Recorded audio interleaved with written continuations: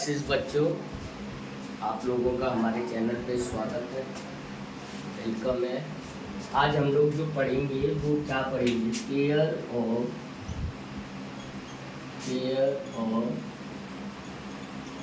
Linear equation with two variables, यानी linear equations के बारे में पढ़ेंगे और जो दो वेरिएबल में होती है। जैसे कि एग्जांपल 2x + 3y = 7, कुछ भी है ना। और या इसको आप 8 कर दो।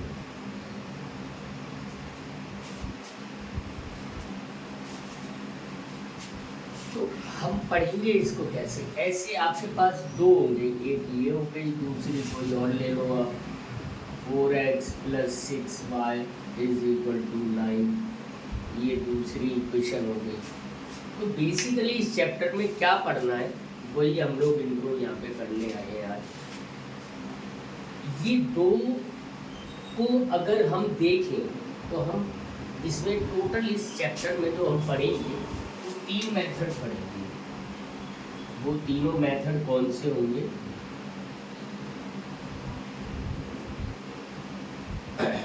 एक तो होगा कंसिस्टेंसी वाला, कंसिस्टेंसी। दूसरा होगा इसको एलिमिनेशन मेथड, एलिमिनेशन। और तीसरा होगा सब्स्टिट्यूशन।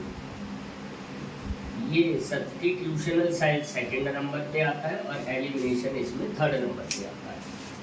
तो बच्चों ना पहले कंसिस्टेंसी के बारे में बात करें। इसमें ये होता है कि जो हमें इसका अगर हम बेसिक फॉर्मूला पढ़ें तो बेसिक फॉर्मूला क्या होता है, मैं बिल्कुल बहुत शॉर्टकट में और सीधा सीधा सा समझा रहा हूँ, बहुत ज़्यादा मतलब अंदर तक आपको बात नहीं समझा रहा हूँ। इतना समझा रहा हूँ कि आपको चीज़ समझ में आ जाए कि आपने क्या करना है बेसिकली।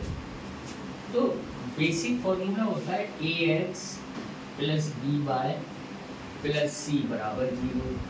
ओके, इसमें अगर देखा जाए तो ये a हो गया, जो a हो गया वो क्या हो गया, कोफिशिएंट ऑफ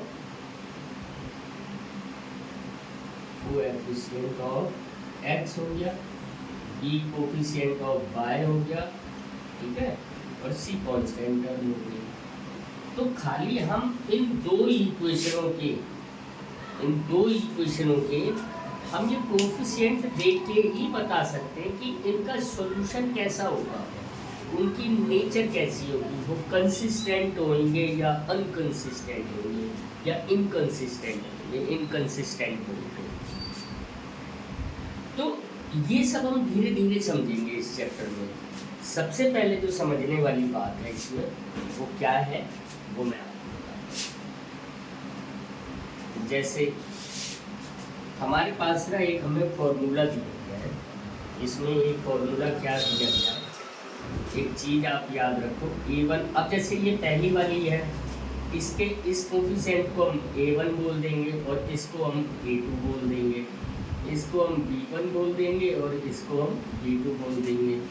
ये c1 हो गया और ये c2 हो गया, है ना। जो कोफिशिएंट होंगे उनको हम a1 b1 c1 and a2 b2 और c2 बोलेंगे। तो a1/a2 अभी आप बराबर लगा लो, b1/b2 = c1/c। ये तीनों चीज़ें हम इस फॉर्म में लिख लेंगे। फिर हम पता कैसे लगाएंगे ये देखो। सबसे पहले नंबर 1 कंडीशन क्या होगी, if a1/a2 is not equal to b1/b2, तो ये क्या होगा, इनका ये ट्रू सॉल्यूशन होगा या यूनिक सॉल्यूशन होगा, यूनिक सॉल्यूशन होगा। और ये क्या कर रही होंगी, ये दोनों इक्वेशनों की जो ग्राफिक हमने नाइन्थ में पढ़ा था। नाइन्थ में हमने क्या पढ़ा था? नाइन्थ में हमें दो इक्वेशनें दी जाती थी और उनके सॉल्यूशंस हम ग्राफिकल मेथड से निकालते थे। इस मेथड से निकालते, ग्राफिकल मेथड। ग्राफिकल मेथड से कैसे निकालते थे? ग्राफिकल मेथड से निकालने के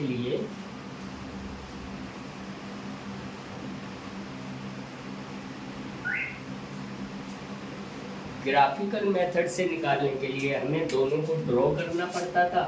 हम उनके 3-3 व्यू करके ब्लॉक बना के 3-3 कोऑर्डिनेट निकाल लेते थे, एक्स वाई निकाल लेते थे और उसको हम प्लॉट करके बना देते थे। एक ऐसे बन गई, मान लो दूसरी ऐसी बन गई, तो जहाँ पे इंटरसेक्ट करती थी वही उसके जो कोऑर्डिनेट एक्स और वाई आते थे वही उसके रियल सॉल्यूशन होते थे। तो अब उसको थोड़ा सा और अपग्रेड करके हम लोगों ने ये पढ़ा था, मतलब 10th में थोड़ा सा स्टैंडर्ड आपका अपग्रेड हुआ है। तो आपको यहाँ से डायरेक्ट उनकी कोफिशिएंट देख के आप बता सकते हो कि ये ट्रू सॉल्यूशन, यूनिक सॉल्यूशन है और ये कैसी होगी इक्वेशन। तो ये ये आपकी इक्वेशन बन रही है, या ये जो लीनियर पेयर है, ये क्या कर रहे होंगे? ये आपके कर रहे होंगे, ये आपस में इंटरसेक्ट हो रहे होंगे। क्या हो रहे होंगे? इंटरसेक्ट। इतनी बात आपको समझ में आ गई।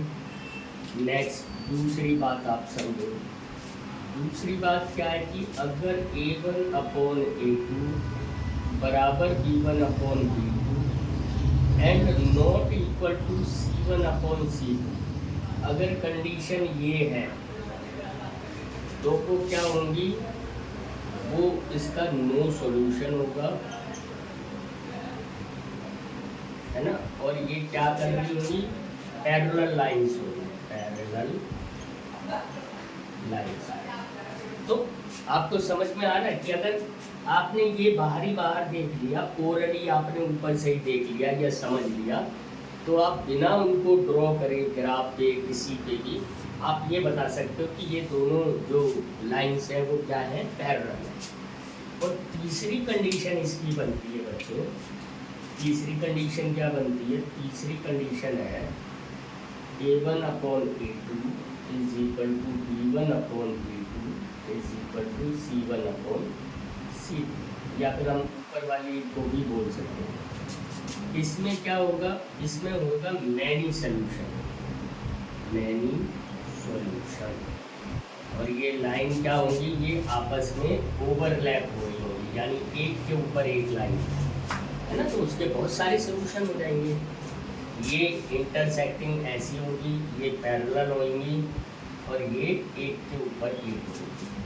तो ये क्या हुआ? ये हमें शुरू में जो पहली एक्सरसाइज है आपकी 3.1, जिसकी वीडियो मैं कल डालूंगा आपके पास, उसमें सारा काम ऐसे ही इन 3 फॉर्मूलाज के अकॉर्डिंग हमें निकालना है, समझना है, देखना है। इतनी बात आप सबको आई थिंक कि समझ में आती होगी। कुछ भी नहीं करना है बच्चों, सिर्फ समझना क्या है।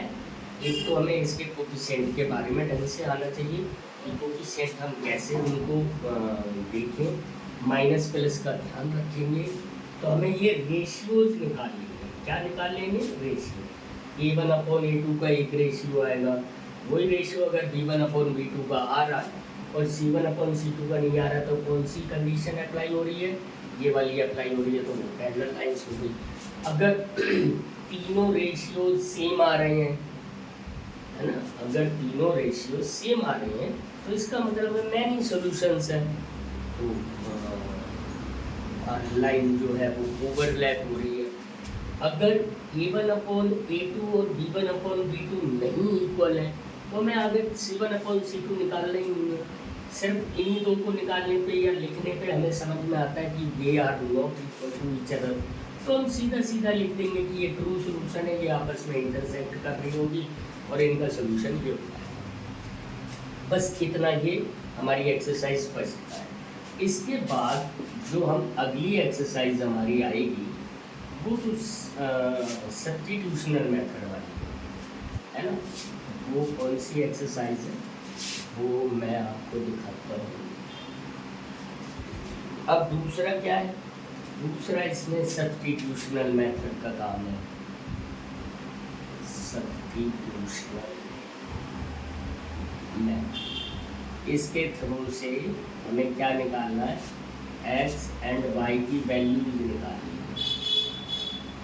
मान लो बच्चों को इससे हम एक ये इक्वेशन है 3x प्लस 2y बराबर 7 एंड दूसरा कौन सा, दूसरी कोई x लिख लो, x प्लस 2y बराबर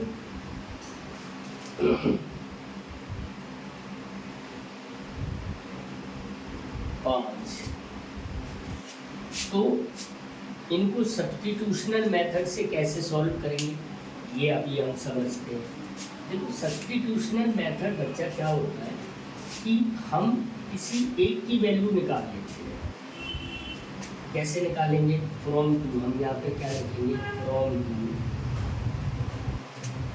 x बराबर क्या हो गया 5 माइनस 2y हो गया, यानी x की वैल्यू हमने y की टर्म में निकाली, सॉरी x की वैल्यू किसकी टर्म में निकाली, y की। अब हम यहाँ पे पुट कर देंगे, तो 3 into 5 minus 2y plus 2y बराबर 7। तो ये कितना हो गया, 5 3 जा 15 माइनस 3 2 जा 6y प्लस 2y बराबर 7।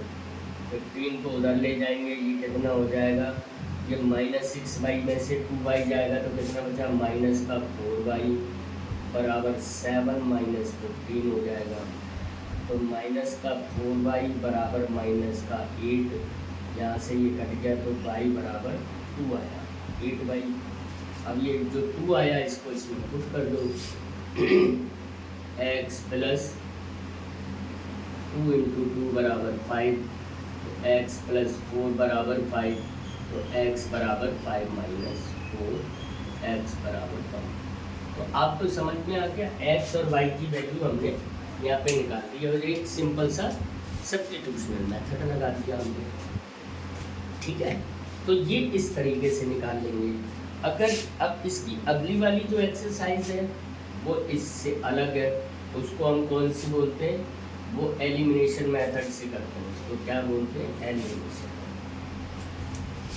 अगर यही दोनों इक्वेशनें हों और इनको हम एलिमिनेशन मेथड से करेंगे तो बच्चों इसको हम क्या कर देंगे, सिंपल ऐसे करके हमने लाइन खींची, हमें y एक जैसे मिल गए तो हम इनको काट देंगे, ये कट गया, ये 3x में से ये 2x बचा, ये बराबर 7 में से 5 गया तो 2 बचा, तो x बराबर 2/2 बराबर x बराबर 1 आ गया, ये आपका 1 निकल आया। इसकी वैल्यू किसी भी इक्वेशन 1 थी, ये इक्वेशन 2 थी।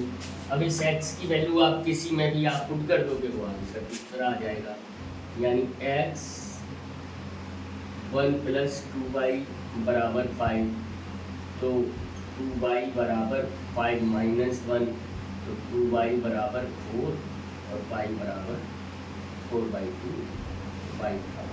ये हमारी पीछे वैल्यू निकल के आई थी ये। तो बेसिकली ये कोई एक्सरसाइज बहुत ज़्यादा टफ नहीं है समझना आपको सिर्फ ये है, थोड़ा जैसा कि मैंने सिंपल सा आपको क्वेश्चन कराया, ये ऐसे ही बिल्कुल एकदम सिंपल सारे क्वेश्चन, 1-2 सिंपल भी होंगे, थोड़े से इससे टफ भी होंगे। तो जब आप करते करते प्रैक्टिस करोगे तो आपको अपने आप आ जाएगी। प्रैक्टिस मेक्स मैन परफेक्ट, ये बात आप याद रखो। आप जितनी मैथ में प्रैक्टिस करोगे आपका मैथ उतना अच्छा होता चला जाएगा। बस इतना ही मुझे बोलना था आप लोगों से। अब बाकी इसके आगे का हम लोग कल एक्सरसाइज 3.1 की वो जो वीडियो है मैं अपलोड करूँगा, तो आप उसको देखना समझना, और अगर किसी तरह का कोई इशू आता है, कोई परेशानी होती है या आपको नहीं समझ में आता है वो कंटेंट, तो आप मुझे मैसेज कर दें, आप मुझे कमेंट कर दें, तो मैं कोशिश करूँगा उस चीज़ को रिमूव करा। So thank you so much बच्चों। इसके आगे कल बात।